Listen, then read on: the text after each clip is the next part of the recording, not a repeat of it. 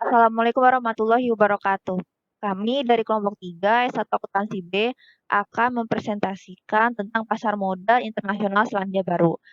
Kami terdiri dari 3 anggota yaitu saya Ufti, kemudian Evi, dan Risma. Submateri pertama akan dijabarkan oleh Evi.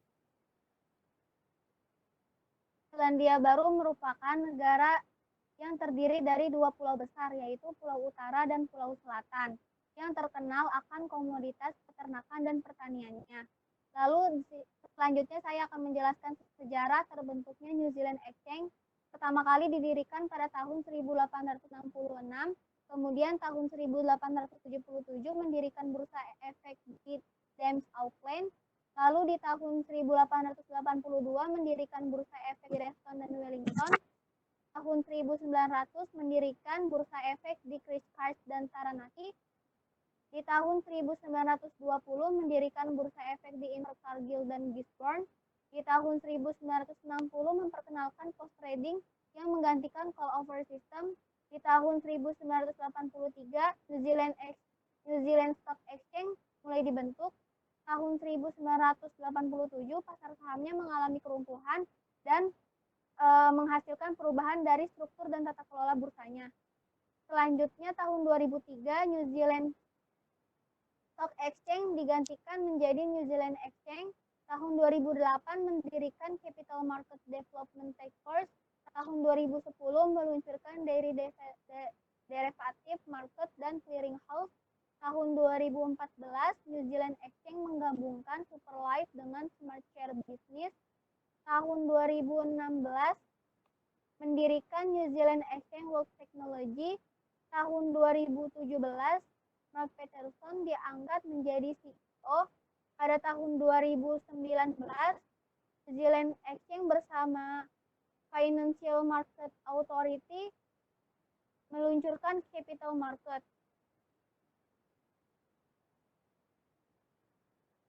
Selanjutnya saya akan menjelaskan mengenai institusi dan lembaga pasar modal.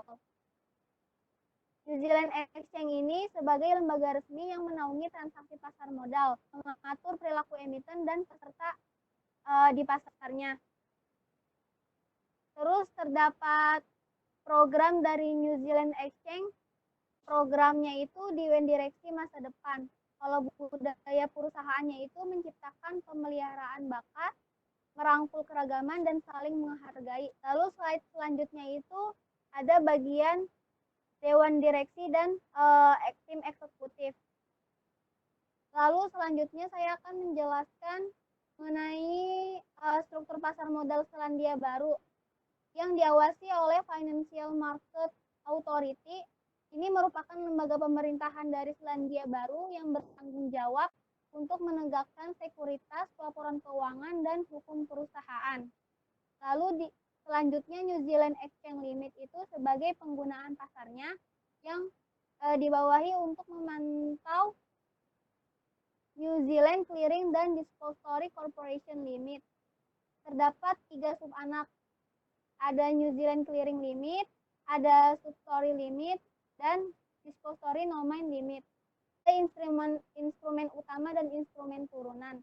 Yang pertama itu ada New Zealand Exchange Equity Market, ini untuk ekuitas. New Zealand Exchange Debt Market ini untuk utang atau obligasi. Lalu New Zealand Equity Derivative, yang keempat ada New Zealand Exchange Dairy Derivative, ini untuk peternakan. Yang terakhir ada Votera Shareholder Market, ini untuk pertanian.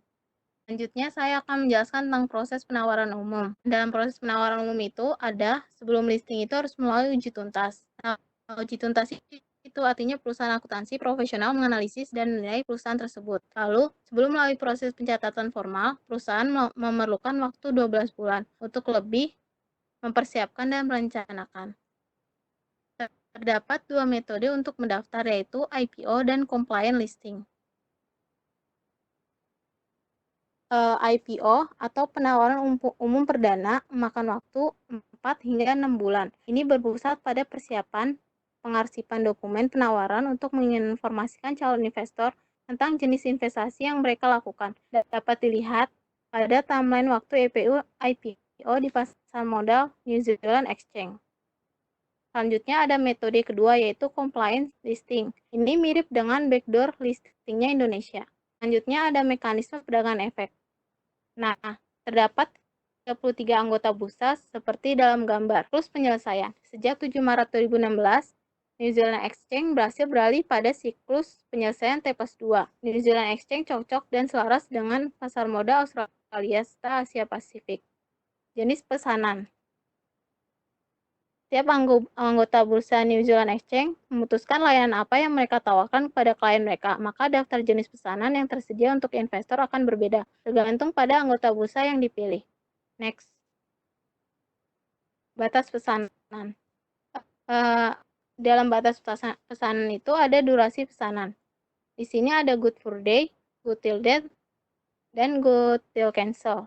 Good for day itu sisa dari pesanan yang tidak terisi tetap berada di buku pesanan dengan harga batas sampai dipenuhi atau dibatalkan, dan kemudian dihapus pada akhir hari perdagangan. Lalu ada good till date. Kalau good till date ini, pesanan yang tidak terisi tetap ada di buku pesanan sampai terisi atau dibatalkan. Lalu kalau good till cancel ini, sisa pesanan yang tidak terisi tetap ada di buku pesanan sampai benar-benar terisi atau dibatalkan. Lalu ada jenis pesanan, ada fill and kill dan all or nothing. Fill and kill ini, tiap bagian dari pesanan dapat segera dicocokkan, diperdagangkan secara setelah pesanan ditempatkan. Nah, sisa pesanan yang tidak terisi ini dibatalkan. Kalau yang all or nothing, pesanan hanya akan diperdagangkan jika keseluruhannya dapat dicocokkan dengan segera pada harga batas. Lalu ada pesanan pasar. Contohnya misalnya PT ABC membeli 100 saham. Nah, pesanan ini akan diselesaikan sebagian pada $1,90 untuk 80 saham, dan kemudian 20 sisanya akan diselesaikan pada harga $2. Next. Fraksi harga. Nah, di sini ada harga pemesanan kurang dari $0,20. Maka fraksi harga minimumnya itu $0,01. Nah, kalau misalkan harga pemesanan dari $0,20 sampai $0,50, maka fraksi harga minimumnya itu $0,005. Nah, kalau misalnya harga pemesanan lebih dari $0,50, maka fraksi harga minimumnya yaitu $0,01. Next.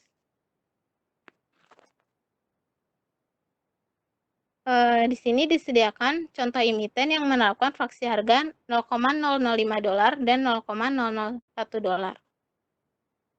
Bisa dilihat sendiri pada tabel. Selanjutnya ada biaya perdagangan.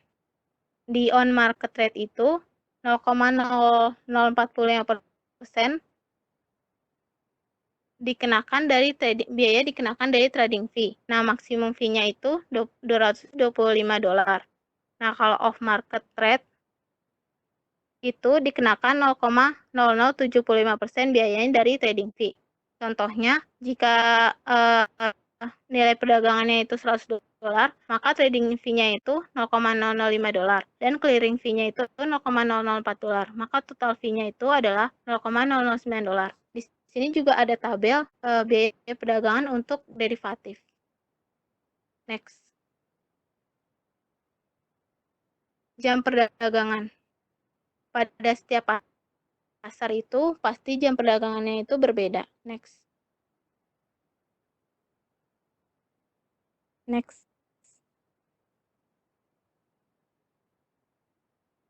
Nah, ini ada NZX Market Holiday, NZX Daily Derivative Trading Hours, NZX Equity Derivative Trading Hours.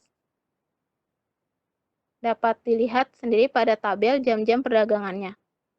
Dan ada jam NZX Clearing dan Fonterra Shareholder Market Trading Hours. Next. Selanjutnya ada indeks harga saham.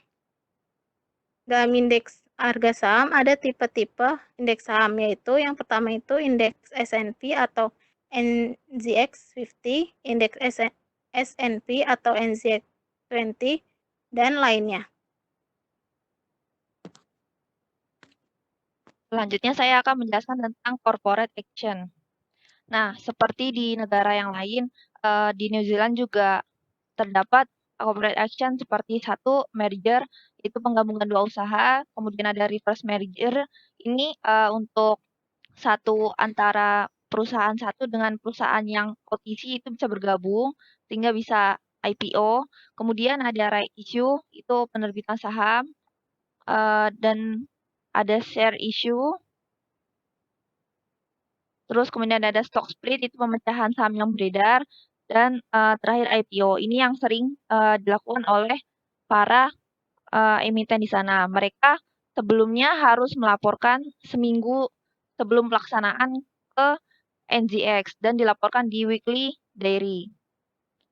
Masuk ke produk NZX. Ini terdapat 5 produk milik NZX sendiri. Pertama itu Smart Shares. Ini itu salah satu bagian dari Exchange Trade Funds. Ini kalau di Indonesianya adalah reksadana. Reksadana ini sangat cepat pertumbuhannya karena terdapat beberapa manfaat. Pertama, diversifikasi, jadi resikonya lebih meluas, kemudian ada biayanya lebih rendah, kemudian lebih fleksibel, transparan, dan di NZX ini Smart Shares ini sebagai produk utama dari ETF. Kemudian yang kedua adalah Superlife. Nah, Superlife ini sebenarnya menawarkan beberapa produk seperti KiwiSaver, investasi, asuransi, dan lainnya. Nah, manfaatnya itu biayanya lebih rendah dibanding ETF. Kemudian investasi pasif ini lebih memberi hasil jangka panjang, kemudian lebih fleksibel. Dan opsi ini bisa ditawarkan dengan mempertimbangkan jarak usia, dana etis, diversifikasi dana, dan bisa diinvestasikan ke pasar internasional seperti di Australia.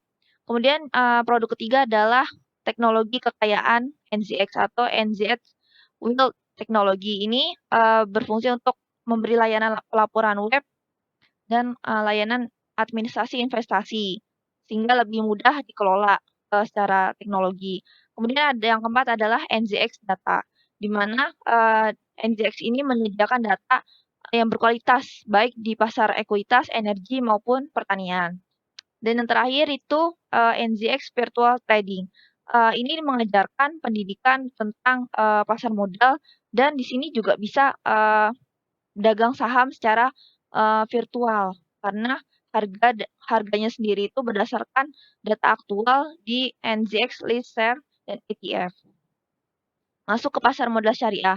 Sebenarnya di New Zealand sendiri belum menerapkan di bursa utama ya, jadi masih sebatas OTC. Dan mereka itu menganut landasan standar syariah AAOEV. Dan salah satu yang sudah ada di New Zealand adalah produk amanah KiwiSaver Plan. Ini dibentuk oleh Amanah Ethical NZ. Ini benar-benar mengandung prinsip syariah di mana mempertimbangkan semua yang serba ada laba, maksudnya riba, dan yang barang-barang haram mereka tidak mau berinvestasi di dalamnya.